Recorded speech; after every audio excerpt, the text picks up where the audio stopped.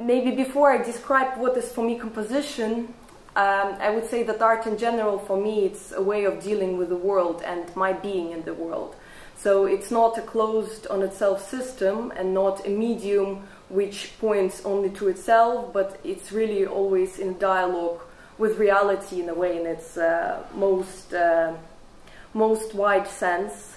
So that this reality touches aspect of me waking up every morning in bed and realizing how do I feel after this dream and what kind of thing is it, and also expanding to social reality, for example, and reality of being human in the way, however romantic it may sound.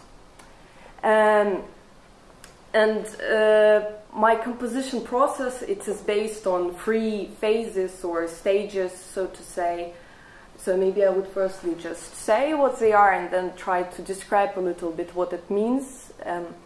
So the first one is concept, the second one is techniques, methods, tools and decisions which I make, and the third one is the practice of writing. It's difficult to talk about concept because I hear it everywhere, and I think that everyone is talking about concept, especially in visual arts, but at the same time it's really difficult to define what it is. I think the problem arises from mixing it with 3 other terms, which are cause, idea and problematics. And so in order to define concept for myself, I would firstly propose to define what it is not. And the cause of the piece is for me an impulse which makes me do something. So in a way, when I watch a movie and I'm fascinated and it pushes me to reflect on a topic and it gives me a certain influence to create. Or it can even be just, I don't know, looking at the sky, and this could be the cause. I don't know, it can be whatever, but it's in a way an impulse, but it doesn't necessarily have to be part of the work in the end. But it is the trigger for creation. The second idea, I think that any art in principle has some sort of idea. It doesn't have to be detached from the work itself. So in principle, even the art which is concentrated only on its own medium has some kind of idea as just an attempt to do something, or even the idea to draw a square, for example, it's also an idea. It just indicates intention for me, intention of doing something. And the problematics, it's already closer for me to the definition of concept, but yet still not quite. Problematics is a more general topic, or the field, a problem maybe, which I deal with, but it's not as precise and as concrete as a concept, because problematic can be also just, for example, topic of memory. It is a problematic, but it's so wide that even if we make it more narrow, it still doesn't become a concept. It's just a topic which you deal with. And so in order to define what is the concept in relation to problematics, I would say that a concept is an abstract object with clear borders, which is formulated and defined in a particular way. It is an assemblage of several components linked to each other in a concrete way. And so based on this definition, I would suggest that a concept is a very concrete abstraction. That maybe it's a bit a paradox, but what I mean is that when you create a concept, it's already a product of thinking and not a thinking per se. And here I would like to suggest a definition not from art, but maybe from philosophy field, which is much closer to my understanding of concept than I think how it is usually perceived in art world. It's an excerpt from Deleuze, where he writes that philosophy is an activity that consists in forming, inventing, and fabricating concepts. And despite that this definition itself is very wide, what is important for me is the words forming and inventing, which pursues a certain activity, an activity which has a concept as a clear result. And so therefore I would say that concept for me is not a topic of the piece, but it's a very clear correlation between several abstract ideas linked precisely together. It's in a way a hierarchy between different ideas. So that's my idea of concept, and in terms of techniques, methods, tools, and decisions, I think that it's for me really the in-between field between the writing and the concept, because obviously as a composer I encounter a lot when there are concepts but the piece has in a way nothing to do with the concept, and I think that it's impossible to just have create an abstract thinking object and then directly start to write. And in order to really integrate the concept in the writing, in what I am doing as my mediality of what am I doing, I need the in-between stage of really creating and inventing methods and tools. So, and we'll maybe just summarize it once again, that method is an in-between stage between theory and practice and is always connected to a certain goal. I don't like the word goal, but it's rather that it's connected to a certain focus, maybe. And this stage defines the how of doing. And I think that if I would speak about craftsmanship at all, but I think that I want to speak about it because sometimes it's completely ignored, but for me craftsmanship is the ability to really transform my abstract concept and to find concrete tools which are connected to my compositional medium and are connected to the history of composition and methods, tools, and also systems in a way which existed before in my field. And that would be, in a way, my definition of what is craftsmanship for me, and really an ability to do. And the practice of writing, it's going on the other side of the piece in a way and writing notes. It's for me a very temporal process which is very much linked to the space and time in which I'm writing notes, which makes this process in a way irreducible, that I cannot write the piece today the same as I will tomorrow. And I think that the hierarchy between these three phases, the conceptual one, the inventing one, and deciding one, and the practice of doing, so the hierarchy between these three stages is really what defines the identity of my piece.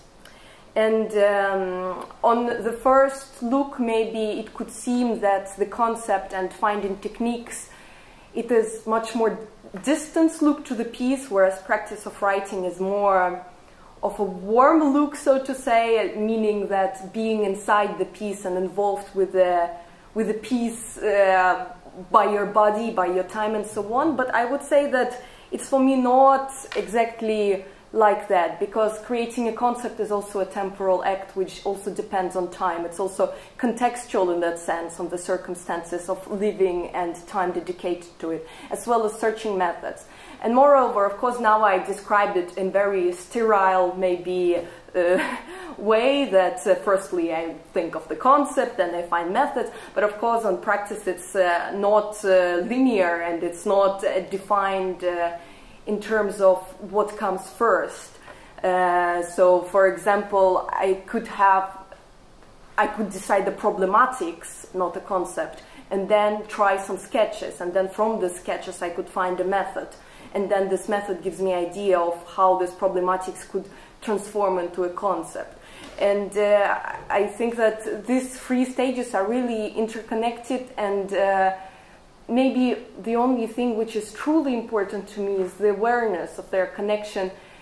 I think that even problematics, not the concept of the piece, it can totally change during the process of writing, because sometimes in the act of searching you find something which you are not looking for in the beginning. But what is for me really important is the awareness that the problematics then changes as well, and with it the concept. And the other thing which I want to add to this is that the practice of writing can often be included in the concept, for example, that the practice of writing, it's also part of the components of the concept which are in relationship to other ideas. Yeah. And so based on what I now tried to explain, I will try to say the criteria based on my three phases.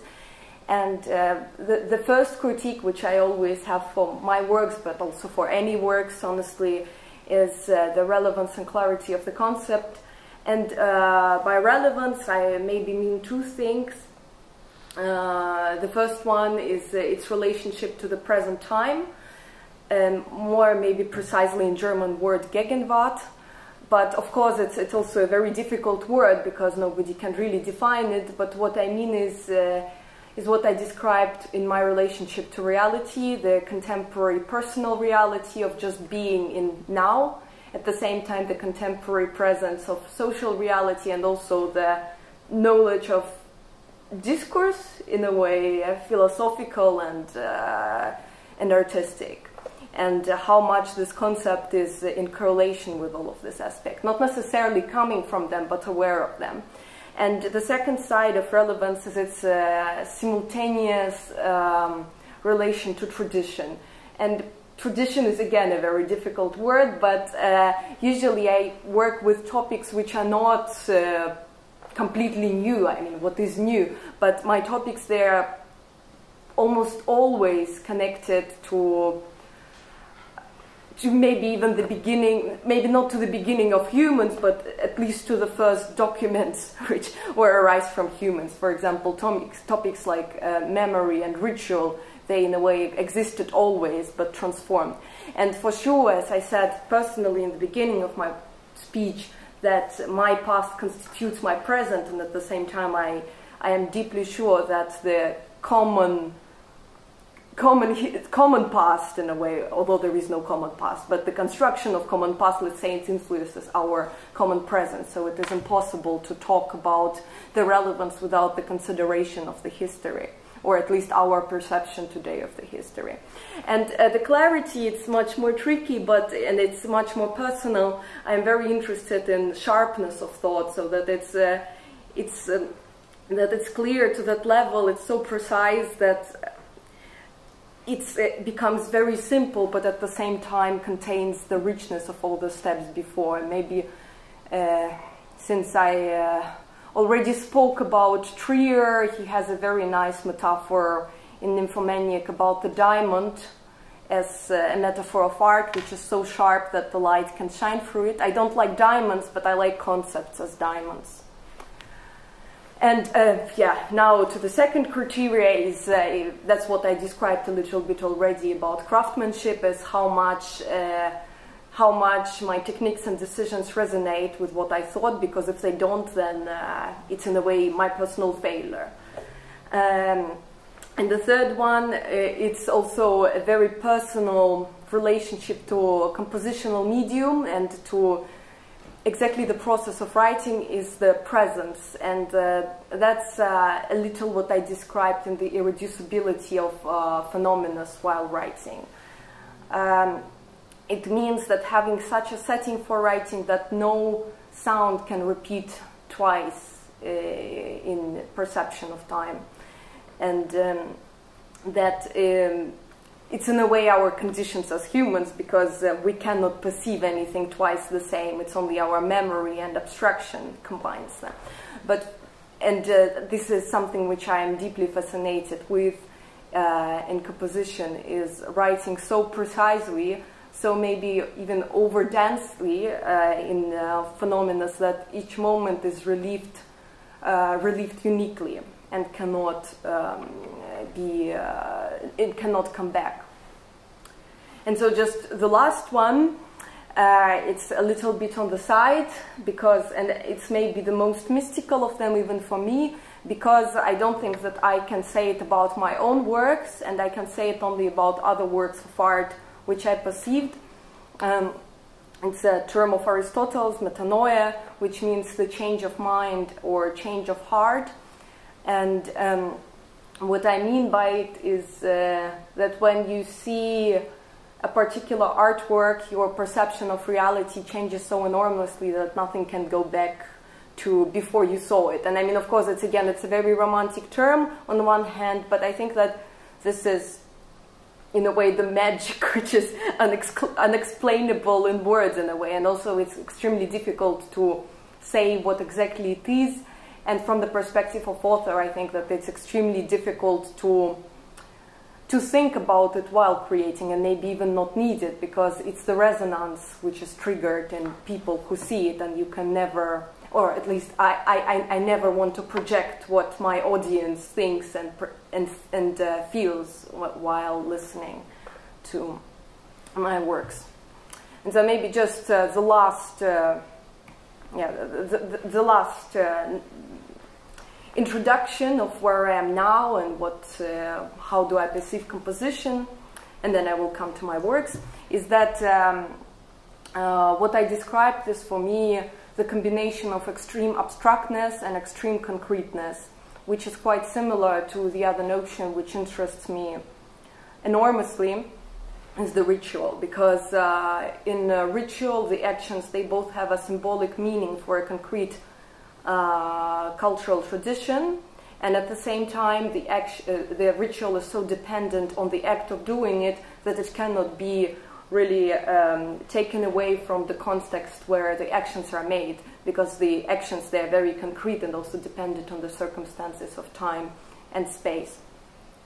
And so in that sense my practice is also combining these two maybe contradictionary aspects.